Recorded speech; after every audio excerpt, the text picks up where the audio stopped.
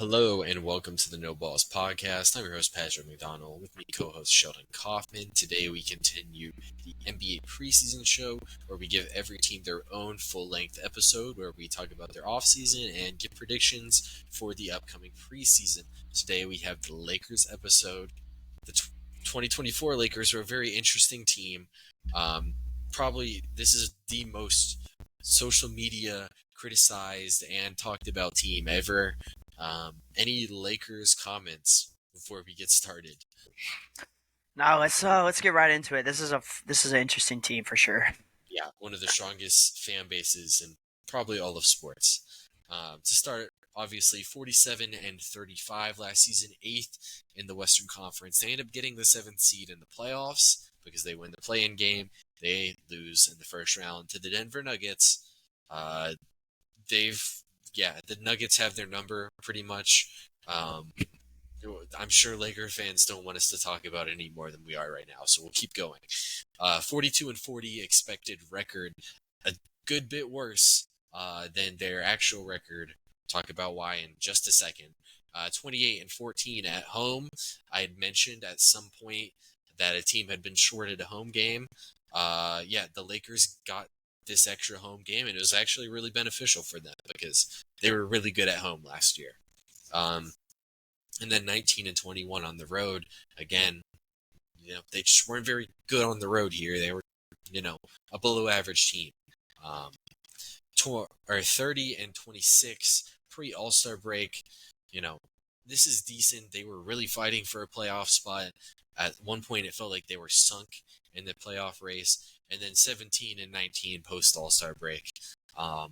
A lot of this really comes around the trade deadline. D'Angelo Russell goes from playing horrible and definitely going to be traded to playing the best basketball of his career, it feels like, around the trade I would deadline. turn into Curry. Yeah, literally was an amazing shooter for not even just amazing, he was an all-world shooter for 2 weeks. It was crazy. Versus the Eastern Conference, 20-10, and then versus the West, 27-25. In clutch games, they were first in the NBA, 24-9.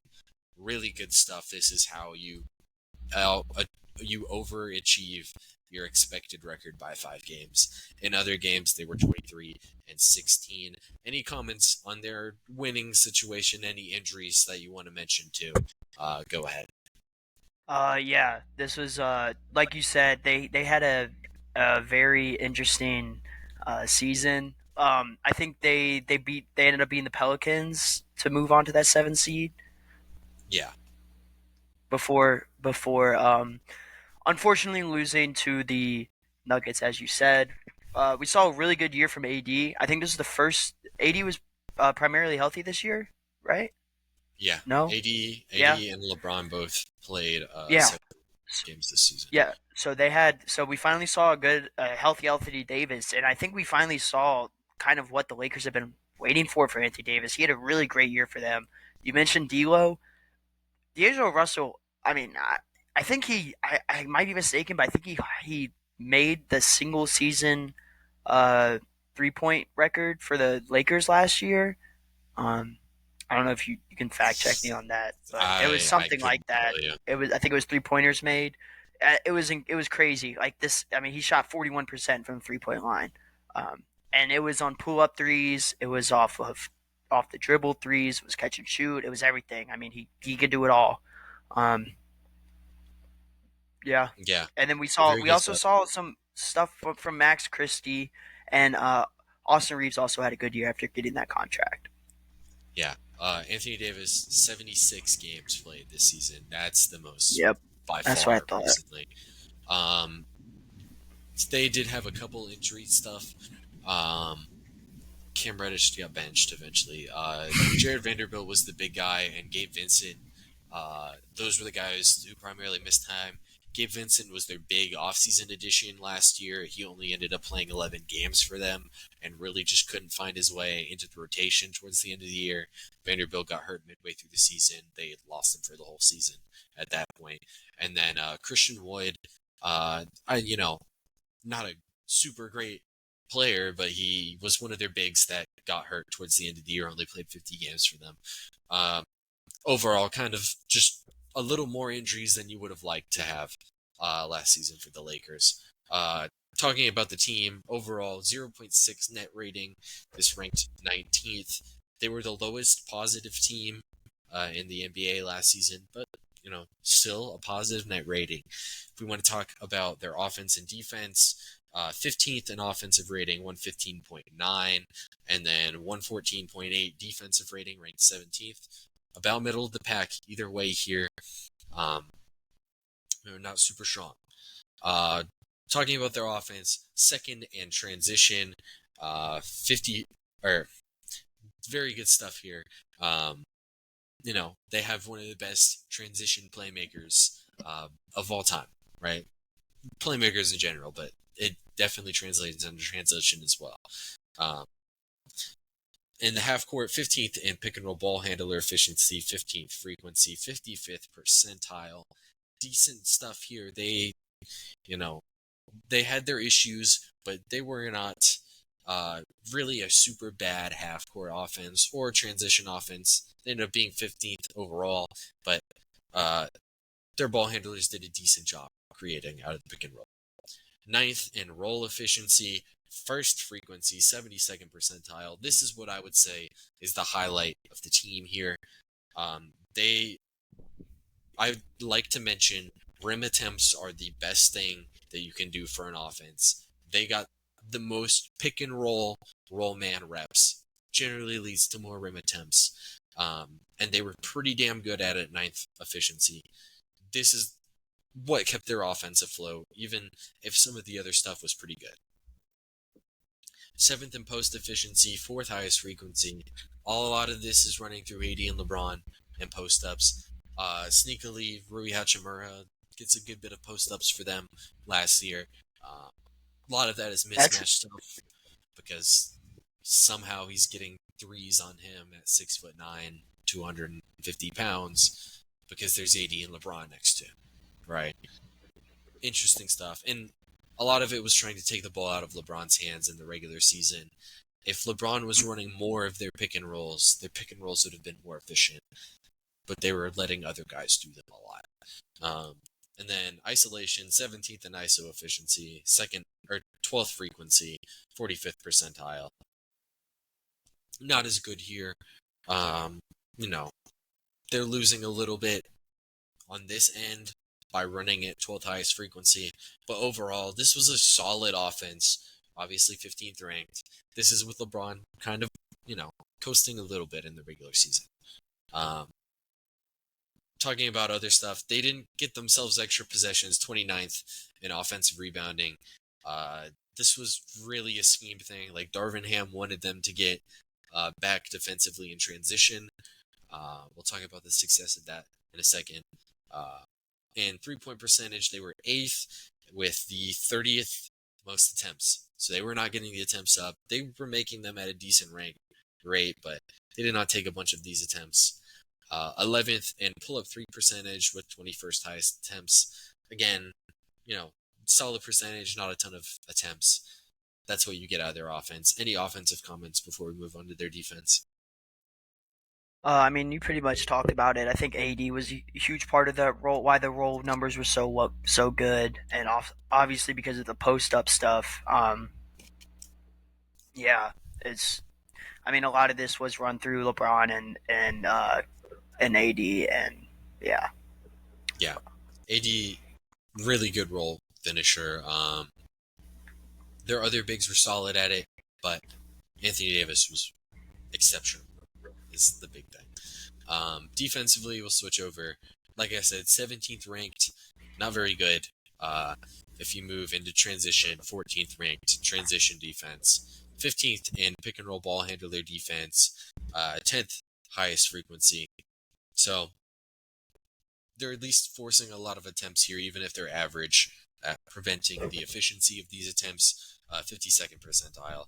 19th in roll defense, 27th frequency. So here, even though they're not great at defending them, you're not allowing a bunch of rim attempts. That's a good sign. 38th percentile. So they could have definitely been better, but you're not allowing a ton of rim attempts is a solid thing to see. First and post defense, 27th frequency. That's pretty good stuff, even though post attempts aren't as efficient as you would think. Either way, you're getting decent results here, 100th percentile. And then 27th in isolation defense, 15th frequency, 10th percentile. This is a real weakness of them. They didn't have a lot of good individual defenders. It was a big problem with some of their lineup stuff that we'll get into. Either way, overall an okay defense. You would think that they're a lot better with the guy at center for them because he's that good. Yeah. They didn't do it as well as they definitely should have. And then 11th in defensive rebounding, ending possessions perfectly fine. Defensive points that you want to make, scheme can start now. Go ahead. Well, you kind of mentioned that this is not a very good overall, or not overall, individually defensive team. I mean, I think they mainly just played AD in the drop, from what I saw, and they would pretty much try to switch everyone else. I mean, everyone else that can switch 1 through 4, pretty much. Yeah. Yeah. And they play a lot of drop with AD, but a big thing with him is it's not because he can't not play drop, like he can play other schemes. It's just in the regular season, that drop coverage is going to kill so many teams. There's a few teams that drop coverage doesn't kill. The Lakers have ran into that team in the playoffs the past 2 seasons. In those matchups, they like to put Anthony Davis off the ball. Of course, in that situation, Rui Hachimura a lot has guarded centers. He's pretty good in that, under that standpoint. Other than that, it's traditional defensive strategies. A lot of the issues that we mentioned with their defense, a lot of that is because they're trying to preserve LeBron James. They don't want him to be a very high On-ball defender. They don't want to put a lot on his plate defensively, but to take a lot off of his plate offensively, it makes the offense, the lineups offensively slanted. So you got to give it up one way or the other. And since they have Anthony Davis, they've kind of chosen to do it this way. I feel like if they had a better guy running the show last season, this could have still been a good defense. And we'll talk. I'll go ahead and start it. The Darvin Ham 2024 Lakers experience. To start the season, I believe they started LeBron, Vando, Anthony Davis, Reeves, and D'Angelo Russell. Vanderbilt goes out. Taurean Prince goes into the starting lineup. This man loves him some Taurean Prince. It goes back Who doesn't? It goes back to the time in Atlanta, on the super team role player Hawks in 2015. It's followed him to Milwaukee, where Darvin Ham and Prince are now. This guy loves Taurean Prince. We'll talk about in lineup data later, but he should not have loved Taurean Prince as much as he did. At certain points in the season, starting lineups looked like LeBron, Taurean Prince, Cam Reddish, Rui, Anthony Davis. Sometimes it was one of D'Lo and Reeves with them switching.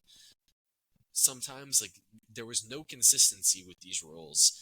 And what ended up happening is there was barely any lineups that had played a ton of minutes together because he was tinkering so much with it. And it wasn't the right kind of tinkering.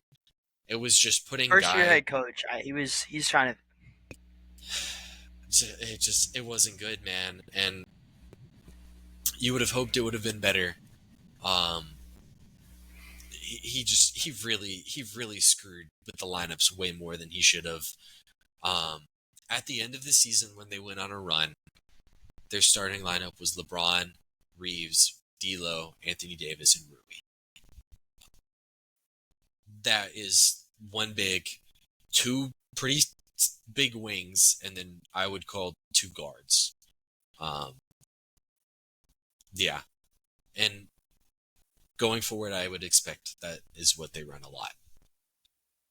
Um, Other than that, off the bench, they like to have their one center. Most of the time, it was Hayes or Christian Wood. Not too much double center. Even though you could play a little bit with Anthony Davis. JJ Redick, their new head coach. We'll go ahead and just mention him for a second. NBA media loves JJ Redick. It seemed like it kind of changed a little bit once he went to become the Lakers coach. Yeah. Which is weird because, I don't know, he seems like he knows what the fuck he's talking about. He has announced that the starting lineup will be LeBron, AD, Rui, D'Lo, and Reeves. He's gone out and said that. I think that's perfectly fine if that's going to be the starting lineup. I think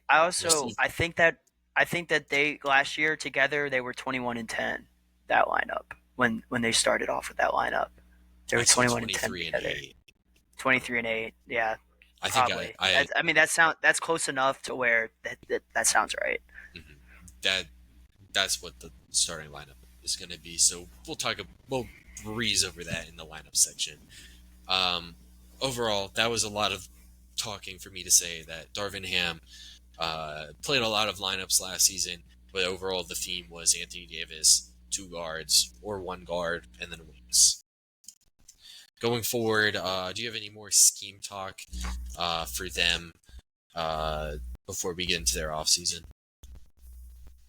Sorry, that's off for the offensive scheme talk. Yeah, offense as well. You're right. It cut out for me, so I kind of didn't hear what you said. But I'll talk about the offensive stuff. Yeah. Yeah. I mean, it was pretty. To me, it looked pretty basic. They would run the 2-man game with like LeBron or AD or D'Lo and AD, and have 3 guys kind of stand around the perimeter. And if that went to shit, then those guys would start cutting and get open that way. So yeah, I mean, it was basically 2-man game with some stationary shooters around, and if the bailout was they would start cutting and they would hit him for the cut. So very typical LeBron James teams over the past decade, right? Very similar to that. I think the new wrinkle that's been added was LeBron as a screener, typically for D'Angelo Russell. I think one thing from this team a year ago, not this past season, but the year before that, was Reeves getting a lot more reps. He was like a really sneaky foul drawer for them a couple years ago. And honestly, he might be better than D'Lo. But D'Lo just had an undeniably good stretch last year. So I do understand a little bit why Darvin Ham tried to split up Reeves and D'Lo, because they're very similar players. Other than that, they got the ball out of LeBron's hands a little bit more this year. That was a big part of their team. LeBron as a screener. Other than that, think about any LeBron team you've seen over the past 10 years. It worked like that. Going forward to their offseason, they essentially, barely did anything this offseason. And Lakers fans don't like it, but they didn't have much to do. To start, I'll go ahead and just put out the LeBron extension because that was a thing that was pending this offseason. They re-signed LeBron James, 1-year deal, or a 1+1 deal at people made a big deal about him taking a pay cut. He went from 35% of the cap to 34% of the cap. It was just enough for them to stay under the second apron. Is the big thing there. And then Max Christie, the other extension they did, $32 million over 4 seasons, 5% of the cap. I think that's a perfectly solid deal to make. Anything on those extensions before we get to their offseason besides that? I mean, Max Christie. You mentioned Max Christie, right? Yeah. Yeah, the Max Christie thing I think was big. Christie, he kind of I think that this is his 2nd or 3rd year, I think. Right? Weird. Yeah, I think that it's one of those Okay. two. Yeah, but he's definitely blossomed a lot more this year. I think he had a way more prominent role and I like his game as well. He's a good defender. He's good off the catch and shoot three. And he's also versatile. Um, so I think that's a really nice deal to lock down. And then obviously the LeBron James one. Yeah, it's LeBron James. Mm-hmm. You kind of had Definitely to want do to it. keep him. Yeah, I think right now the Lakers are, whether it's good or bad, they're tied to LeBron James until he retires. Yeah. And unless he goes back to Cleveland, I think this is where he's going to retire. Is what it just I feels don't like. think he goes back to Cleveland, bro. There's no I way. don't think this either. Either way, with those things out the way, draft. A lot of people had comments about their draft. Let's start about the part that I think a lot of people felt very similarly on. Dalton Connect at 17. I think a lot of people had him higher than 17 on their boards. That's about where I had him. I want to hear what you have on Dalton. This white boy is cold as fuck. That's what I'm gonna say. All right, that's my description for him. Watching him in March Madness was some of the most fun and clutch basketball maybe I've ever seen. Watching him go crazy against Purdue was a lot of fun to watch. He's 6'6", 212, 6'9" wingspan. He averaged 21 points per game. Okay, now here's the really fun part. 39% on 6.5 attempts a game from Delta Connect. So he was already shooting a shit ton of threes in college and making them at a high percentage, which is why I think that his game will very well translate to the NBA. He's also really good at cutting, backdoor cuts, and getting open without the ball. So he's good on the off ball, which I think is really nice. Um, he's also really good at creating shots off the pick and roll and shooting in general. Like I said, 39% off on 6 attempts a game is really good. And not only can he can shoot with range. So you're getting a really nice package with him. With the I think some things I guess improve on. He struggles against athletic defenders at times, trying to get around them. And sometimes he can tend to overhelp on off-ball defense without really communicating, and just defense in general, just staying consistent. I would say some things that he needs to work on. Yeah. Dalton, very interesting player. I forgot which school it was that he played at before, but it was not Tennessee, obviously. I think it was like believe a a Division II D2. school. Yeah, Yeah. he played at a D2 school. He put up crazy scoring numbers. He went to Tennessee to try to show that, hey, this guy can defend. He ends up having to be a super scorer for Tennessee this past season, and he was the best one in the country. Um, what I really like, and everybody obviously really likes this about Dalton, he's a great shooter. You mentioned you said 39%. That sounds about right. 39.7, yeah. Yep, 39, almost 40% from three, 6 point something attempts per game. It was almost 7. Um, that's a crazy volume. Additionally, so many of them are self-created. So many of them are deep shots. This is just instantly you can translate that is an NBA skill that he will no doubt have. But I think he really got mislabeled in the draft process as a pure shooter. Like he's got Oh yeah, no, he can drive. He can like finish around the rim too with contact. I'll say this, great, like a sneaky underrated handle ability. I don't think he's going to instantly be breaking down defenders in the NBA, but creating scoring off of advantages created for him, I think will not be a problem for him. And compare that to Torian Prince, Rui Hachimura, Jared Vanderbilt, like their wings didn't have that last season. There hasn't really been a Lakers player in the past recently that has been able to do that since probably Kyle Kuzma, right? And I think Connect's a much better shooter than Kuzma. Defensively, I didn't think he was super bad. Being 6'6" really helps. I wouldn't put him on ball on really any good NBA scorer, but you know, that's because hopefully you have other guys who can do that for you next season. I'm interested in how he plays in lineups with two of LeBron, Reeves, and D'Lo.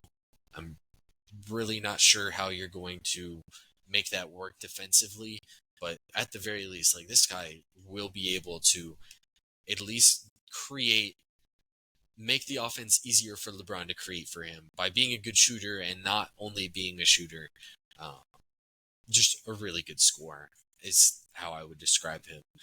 Um, as everybody knows, uh, there was not only one Lakers draft pick. NBA went to a 2-day draft, I think specifically because this guy was going in the second round.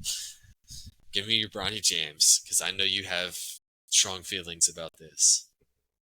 So we'll talk about Bronny James. He's been listed about 6'2", 6'3", 210, 6'7" wingspan. Averaged 4 points per game last year at USC, 2 rebounds, shot 26 from the 3-point line. Some strengths: he's really athletic. That's something to like. He's a good on-ball defender. He plays with a lot of energy, a lot of hustle. There's some upside there, a really nice upside defensively. I like a lot of the defensive stuff. I'm just gonna go ahead and say I'm not high on this draft pick at all. I think the only reason he was picked was because he was Bronny James's. He's Bronny James. I think he should be a G League journeyman, and the fact that he's even going to be playing in the first game is a little ridiculous, and a big PR stunt. This is a guy that his shooting is bad. There's everybody's saying that it's going to be fine. He's going to work it out. He's going to be good in the catch and shoot game. And in summer league, he shot 15% from the 3-point line and 35% from the field. And he had 2 games where he had 12 points, and people are calling him now. He's not as bad as everyone thinking he is.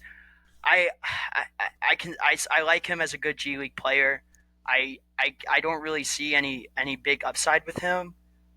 And at least it was with the 53rd pick that you got him. You don't waste a pick, I guess. But if Bronny James ends up becoming a good role player or starting the NBA, I would be shocked. I think that he should be I think that what he is going to be end up becoming is one of those fringe NBA Journey League guys that are really good in the G League. Yeah. All right. I'll have similar things. If he's not LeBron's son, he's obviously not getting drafted. I think everybody felt that way about Bronny.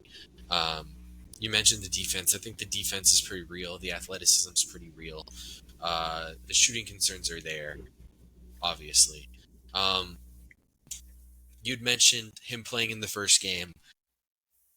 I don't think that the reason they're having him play in the first game is because if Bronny is in the G League to start the season, the only thing that's going to be asked during press conferences is, when are Bron and Bronny going to play together? So, but why do we have to give it to him? Like anybody else, this is a G Leaguer day one, no question about it. And now we just, oh yeah, you're going to play in the first game. Fuck all the other guys that we have. We don't give a shit about their development. Well, go play with your daddy. Like, I don't like it. I really don't like it. This is the NBA. This is a professional business. You should not be caring about that. Your players, like it. It's just a little ridiculous to me, I think. But I do agree with you. He's a really good defender, and he's super athletic. But what do you think? Do you think that his game, that is, like, he's going to improve his shooting, or he's going to become a really good finisher, or like he's going to be able to create his shot? Okay, I don't think he can. Those are my main concerns with him. Yeah, I don't think he can be a shot creator in the NBA. No real chance for that for me. Handle looks really weak for me, for my liking. Like, it doesn't pass the eye test. The shooting is the area that I think is a real swing skill for him. If he can develop as a shooter, I think he'll be realistically, even if he's not LeBron's son, he's a third guard in the NBA, maybe cracking a rotation. But he legitimately, like, has to play with a taller creator, because if not, you're giving up so much with size, putting him out there with another point guard. So, yeah, he just if he can figure out the shot in the G League, I think it's fine. Other than that, like, you're right. He's not anything other than that. And I can understand why fans are outraged. He got a full 4-year guaranteed rookie deal. That's crazy. Which a 55th pick For a never second round. gets. Like, I know it sounds like I'm hating, and I obviously am, but I don't see the shot. I can't see the shot translating. Because I know it's the Summer League, but. And my fear is that he's not going to get any time to develop in the G League to where he can even maybe get a decent shot. But I don't know. We'll see. I hope that this season he plays max 20 games for the Lakers. And not just plays, but like dresses for those games. I hope he spends the rest of the year in the G League. Because I think if you're giving him off-ball reps in the G League where he can learn how to play, because to be honest, the USC situation wasn't good last season. Right, like, not just for Bronny, but just in general. Like, they didn't have a good season. If you can have him learn the game a little bit more so he can play with high-level players in the G League, then you need to do that. One thing I like to say here, to project role players in the NBA, they kind of have to be more than role players in college. Connect, he projects really good as a role player because that shooting is real, right? Whether it's real enough to be that to take those type of shots in the NBA, we're not sure yet, but we know he should still be really good in an off-ball role. Bronny just didn't shoot it last year. The only reason that I have some hope for Bronny, it was such a weird year for him. He had like real health issues going into the year, like scary health issues. So if those weren't there and he got a full season, like, time to acclimate himself, maybe the shot would have been there. But that's the only reason I could even see having some hope. Otherwise, this guy would have probably gone another season in college. Yeah, and you talk about Connect, like he was their star player on a Tennessee team that went to the Elite Eight or the Final Four. They were Bronny didn't do anything on a shitty USC team last year, and he didn't contribute at all to that team. So, but I mean, obviously, yeah, I'm saying that, but Bronny did have like a really tough situation going into the year. But yeah. I mean, still, there were other reasons, but yeah. Other than that, that's all I really have on Bronny. We'll go probably give it even more time than we wanted to give it. Additions for the offseason, they brought in Jordan Goodwin. I kind of like him as a player. I think we mentioned it in the Phoenix episode, or it might have been another episode because Phoenix might have traded him. Maybe the Wizards. I might have said something on the Wizards. He's been on the Wizards before. Yeah, or it might have been the Nets they traded him to. Who knows? I don't know. I kind of like Jordan Goodwin. Ideally, that's who Bronny becomes in the NBA. Either way, he can kind of play make a little bit. He can defend a little bit. He's an interesting young player. Probably not right away or right now for the Lakers going to be a rotation player. And then Christian Koloko, the other interesting guy. He had previously been a early second round pick like a couple seasons ago. He also had some scary health issues, like life-threatening stuff, not NBA-threatening stuff. That's caused him to just now be able to play in the NBA. He's a tall big. He should hopefully be kind of interesting for them. We'll see what they get out of him. And then you wanted me to mention it pre-show that they also recently today have signed Kevin Knox. Losses for them. Spencer Dinwiddie actually was a pretty good player for them after he got bought out. Mainly because he can kind of defend and kind of create. Harry Giles, it's whatever, third big. Skylar Mays, two-way G League type of guy, and then Torian Prince, who, unless you have any comments on those additions or subtractions, I have some Torian Prince. Yeah, Oh, okay. Well, then I'm not going to talk about Torian Prince because I was probably going to say the stuff that you're going to talk about. But um, this Dinwiddie one is, it's important because somehow he actually contributed for them last year off the bench. He was a pretty good playmaker, pretty good on defense. But I'm not losing sleep over Spencer Dinwiddie. Um, and tell us about Prince. Tell us why we shouldn't be losing sleep about Torian Prince leaving, Well, all right. Last or season, maybe we should be. yeah, if you're a Bucks fan, maybe you should be losing some sleep here. Um, Torian Prince last season, overall negative 2.9 net rating. Obviously that's not good. That doesn't tell the whole story, typically, but let me tell you the rest of the story. When LeBron James and Torian Prince shared the court, it was negative 1.47. When LeBron was on and Prince was off, it was 8.4, right? This happens for the entire team. Anthony Davis without Prince, 5.6. With Prince, negative 0.2.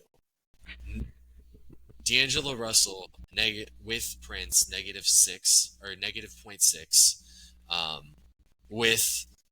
Without Torian Prince, plus 6.3. Right? This happens for the whole roster, right? I'm Torian interested. Prince. Yeah, the Torian Prince effect. It happens, I think, Anthony Davis, D'Angelo Russell, LeBron James, Austin Reeves. These are the guys who played over 1,000 minutes with them. All of them have, significant swings. The biggest one is Austin Reeves, negative 6.3 with Prince. Without Prince, 3.8. Right? Austin Reeves, when I initially look at the page, I'm like, damn, Austin Reeves was horrible for them last year. Nope, he just really sucked with Torian Prince, right? And he didn't even play the most minutes. He played the least out of those four guys, but it was the worst fit between them out of those guys. And, I can read you these numbers, but I can also tell you why it doesn't work. It's because Torian Prince also, they want to hide LeBron, so LeBron's not going to defend. D'Angelo Russell out there, D'Lo can't really do anything defensively. Torian Prince suddenly has to be your guy to guard. It doesn't work. I don't know Say like why we ever thought 2016, this was. 2017.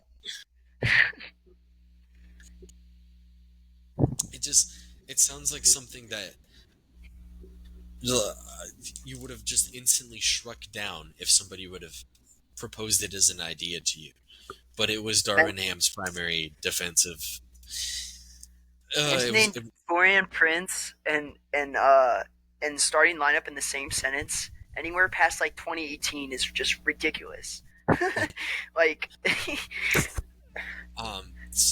Other than that, Reddish did have to do a lot of defensive stuff too. So at a good point in time, it was Reddish and Prince. Cam Reddish,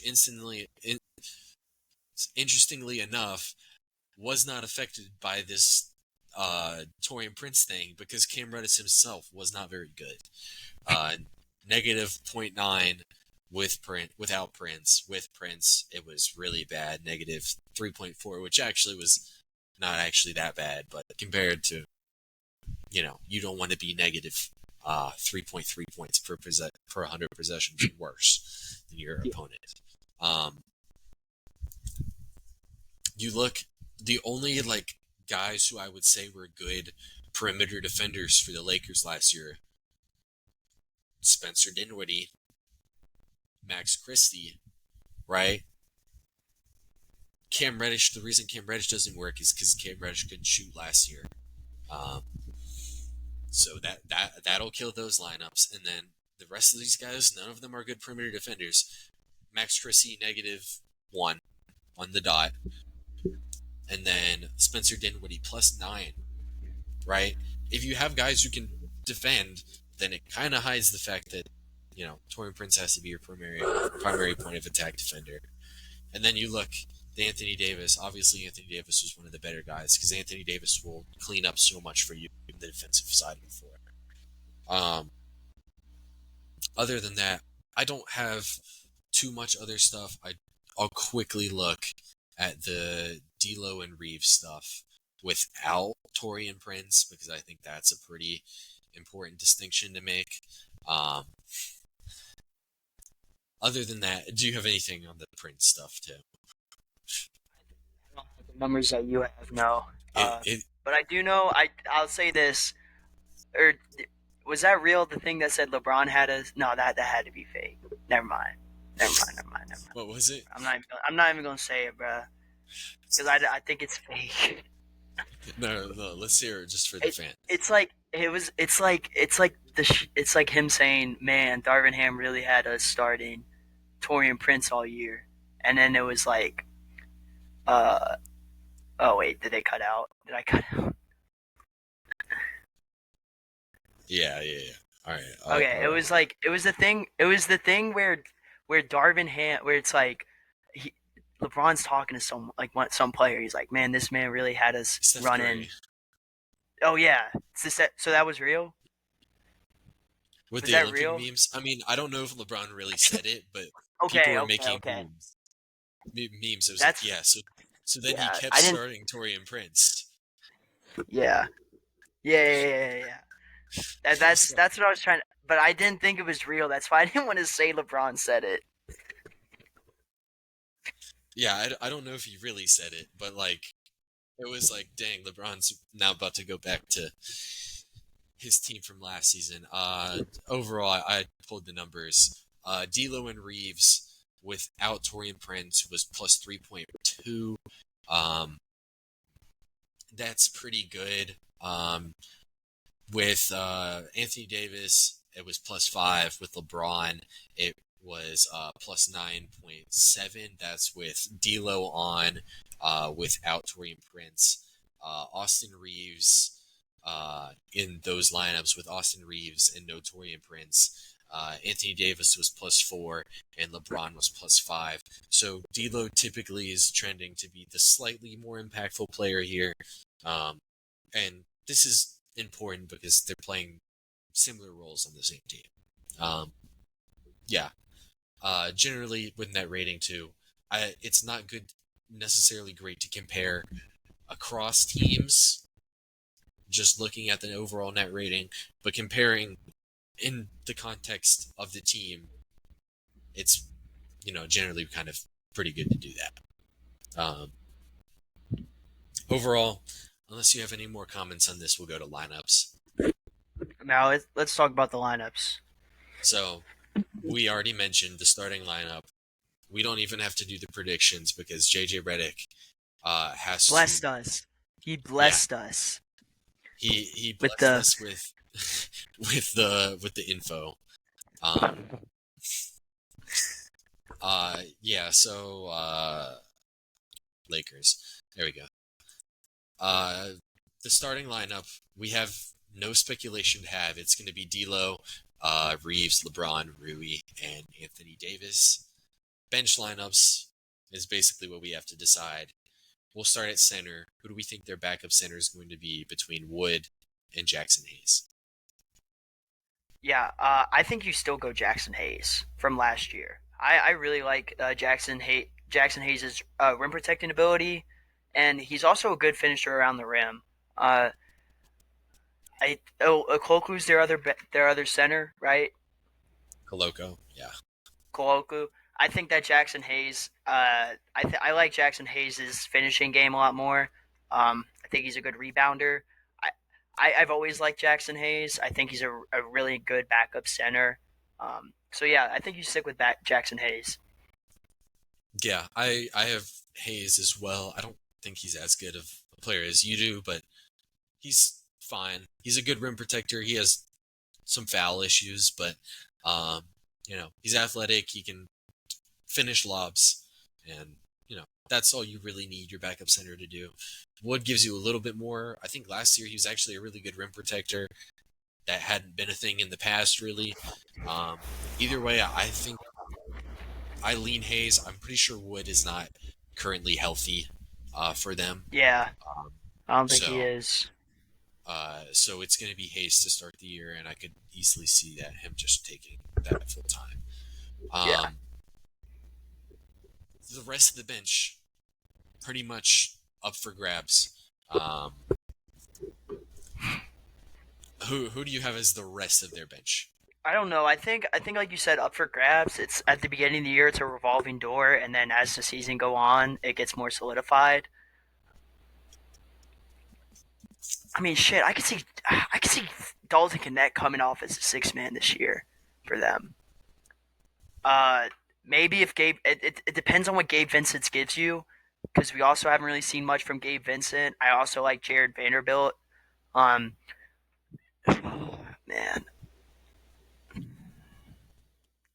this is for like next man up, right? That's what you're asking. Yeah.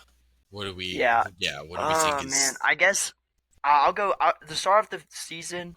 I'll go Vanderbilt's now. I like Vanderbilt as a 6 man. Um, Yeah. and then I would probably go shit. I would say Connect. I think Connect's good enough to play right now. Coming off the bench, I think. I think so too. I don't know. I like him. I would rather have him out there than Christie or Vincent. Like I'd probably pick Connect before those two. Mm-hmm. Not like with great certainty, like 100%. But I do like Connect a little bit better. Yeah, and I think we forgot to mention this about Connect too. He's coming into the NBA playing 4 years in college. He's 22, bordering 23 years old already. So ideally, he should be NBA ready. I think the shooting immediately translates in the NBA. Obviously, he's going to probably have a cold shooting stretch at one point, but like he's an NBA quality shooter for sure. Interestingly enough, last season, their rookies, Jalen Hood-Schifino and Maxwell Lewis, who they gave a full 4-year rookie contract like they gave to Bronny as a second-round pick. Those guys were horrible last season. Like, both of them were horrible.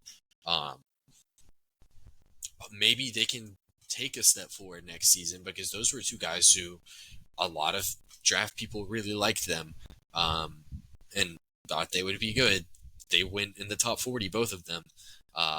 We'll see with those guys right now. Jalen Hood-Schifino had atrocious efficiency numbers. 32% true shooting is like that is horrible. And Maxwell Lewis was somehow worse at 25. No way you can be worse than that in the NBA. But hey, maybe they'll do it. Maybe they'll do it. Yes. I don't know if there's going to be minutes for them to play at the start of the season, but if they do get an opportunity, hopefully they can do better than that. You mentioned. I have a question. I have a quick question. Would you, if out of okay, considering how bad Schifino and Maxwell Lewis played last year, do you think Bronny ends up getting more minutes than them at any point? I mean, obviously on night one. I'm talking about like in the future. So let's take Hood Schifino and Bronny James, right? Since they're kind of similar. Like Schifino's like a guard type, right? Yeah, he's a point guard, 6'4", taller Yeah. guy. So who would you at the end of the season? Who would you rather have more minutes? Can take into consideration what happened last year. Okay. Do you think you can see Bronny getting more minutes if he has a decent G League season? Okay. Realistically, if Bronny has the shot, like his shot becomes real in the G League, I think it is Bronny because Schifino wasn't supposed to be a good shooter. He was supposed to be more of your traditional point guard, defends a little bit, gets to the rim a little bit. I think in an off-ball role, I think you would want Bronny. If it was a true backup point guard, it would definitely be Hood Schifino. But this is more I'm thinking more like 3 guard, yeah. Yeah, like your third guard who plays next to, I mean, it would be next to LeBron, right? Yeah. With LeBron technically being the point guard. That's where Bronny would get his minutes. As of right now, if it's going to be as a true point guard, like it has to be Hood Schifino. Like Bronny, Well, yeah. I don't think Bronny had a college level handle last year. So, and then Hood Schifino, like actually, at least in Has college, ability. he was a good, obviously a good ball handler, but he was a really good Shown passer. shown it. Shown flashes at least. I do think as of right now, I would predict Maxwell Lewis to be the better NBA wing between him and Bronny, but obviously he's competing with Bronny James. So Yeah, you just said they had bad years last year. I was just curious, but yeah, that's interesting. I like that. and I hope they don't get too impatient with those guys because they're gonna have a ton of patience with Bronny, and like that is what a lot of people hate about the Bronny pick. Like that would be it right there, is if those guys don't get the patience that Bronny gets when, like, Which I can seriously see happening. I honestly can. And like Hood Schifino was the 17th pick a season ago, or was it two? It might have been 2 seasons ago. Like, just needs to be. These guys need to have the same amount of patience that they're saying they're going to give Bronny, and I don't know if they will get that patience. Yeah, so a season ago for Schifino.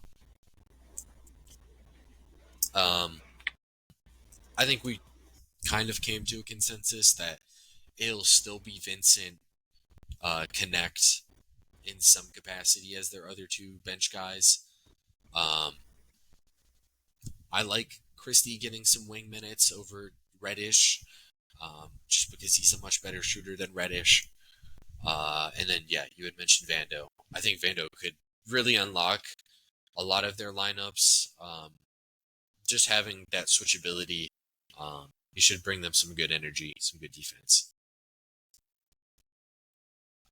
Any other lineup comments on them? No, I would just I hope that Connect. I think Connect like steps in and gets in good minutes this year. That'd be that's like a little mini prediction that for me. He's going to play significant minutes for this Lakers team. Yeah, I agree. Yeah, I think that pretty much pushes us forward to the conclusion here. First, we'll do offensive MVP, defensive MVP, X Factor. I think the offense and defensive MVPs are really easy for this team. I have LeBron James' offense, Anthony Davis as defensive. How much do we think we need to talk about this?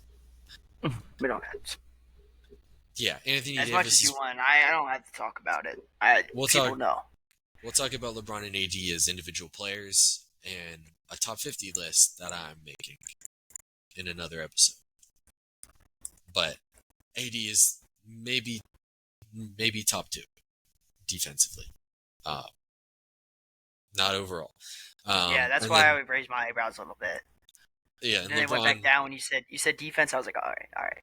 And then LeBron is still LeBron. Not many players can stop him getting downhill. They can maybe strip him like his handle a little bit more, but he's still excellent. His shot's gotten better as he's gotten older. I don't know how he's still this good at 4 years old. X Factor for them. Who do we have? I'll go Austin Reeves. Yeah, I'll go Austin Reeves. He had a little bit of a down year last year after getting a pretty big contract. I don't think he didn't do what they really expected him to do. I mean, this is a guy that's 36% from the 3-point line. That can go up. He's a good 3-point shooter. He can shoot from inside the arc as well. He can play back a little bit too. 5.5 assists last year. I think I'll go Austin Reeves. Yeah, this is a guy that can kind of step into like a true third scorer role. Maybe kind of like D'Lo was a little bit last year, their third best scorer. Which is kind of crazy to say, but yeah, I think Austin Reeves is X Factor. Yeah, with Reeves last season, they his 3-point attempt rate kind of has stayed the same throughout his career, but his percentage went down to 36%. Like you had said, a season ago it had been 40%. Uh, he could easily, just bounce back a little bit. The big thing with him that I like to bring up is his free throw stuff. A season ago, his free throw rate was 200, or was 103% higher than league average. Right, like he's getting a ton of free throws, and then this season it dropped down to 118. So like that is a huge drop off. Like that goes from, probably top, superstar-esque free throw rate to, slightly above average. We'll see if that comes back, and I think that's the big reason why he's probably my guy too. If he can get back to that range, I kind of think he's better than D'Angelo Russell. I think we know what D'Angelo Russell is. Like he's shrieky. Yeah, I was about to say. He's a good player, but we know what D'Angelo Russell is. If Austin Reeves can get back to that range where he's playmaking a ton, he's drawing a ton of fouls for himself, and he's creating a good bit of looks for other players on the team, he's probably the guy for me. And this is a team that has a lot. Another name I want to just throw out, Gabe Vincent. Like we said, played 11 games last season. Really good for Miami 2 seasons ago. Yeah, he was a part of that. Him and Strus, right? Mm-hmm. Just went crazy for him, and we just didn't get to see that at all, like you said. Yeah. Mm-hmm. Vincent, the reason I'm not too high on him as a player, he's a little bit playmaking deficient, but he can score the ball. And hopefully that's something that they can tap into here in Los Angeles. We'll see, is what I have on him. We'll probably know really soon in the season. Any other Lakers talk before we wrap this one up? No, I don't have anything else to say. It was a really interesting offseason, I think, would be my only comment. Yeah. All right. Interesting that'll offseason. Do it for the Lakers episode. Good team for them. Oh wait, we didn't answer this question. Never mind, fans. Yeah. Do we think they got better or got worse? They got worse. I think they stayed the same. They're the same. They stayed the same. Yeah. Yeah. I think. Go ahead. Realistically, losing Ham should hopefully make them better. Oh yeah. But I'm not sure how much better it makes them. I think realistically, I mentioned them outperforming their net rating last year. I think realistically, they probably just that combined with LeBron getting another year older, it probably just ends up throwing them right back at the 45 to 47 win range. So yeah, I was about to say this is one of those like locks for a play-in team for me, and nothing really more than that. And realistically, they might not get that health that they got this season. That is true. It was an anomaly for AD. But I don't like projecting that way because it'll happen to anybody. But either way, you got anything else before we wrap this one up for real this time? Nah. All right, so that'll do it for the Lakers episode. We have 2 more regular episodes. Following this, we'll have the Phoenix Suns next episode. Following that, we'll have the Sacramento Kings, and we will have the complete Western Conference predictions, where it'll be very similar to the East one that we just did. It'll probably be a little bit longer than these other ones, but yeah, that'll be it. We'll see you next episode and the Phoenix Suns episode. Goodbye.